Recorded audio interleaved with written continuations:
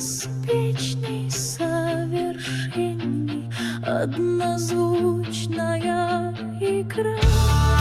Тучный, грязный и слезливый оседают небеса, веселый, шепотливый, дождевые голоса. И пророчество, внимая, тупо, медленно живу, равнодушно ожидая их свершения наяву.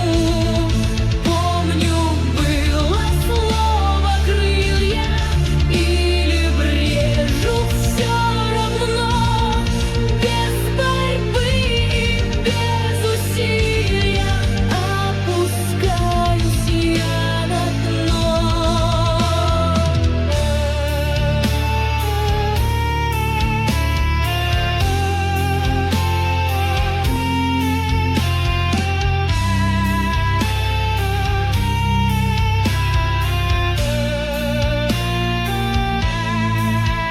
О гниении, разложении все твердят, не устают, о всеобщем разрушении, умирании поют, о болезни одинокой, о позоре и скорбях, жизни нашей темнокой, где один властитель страх и пророчество.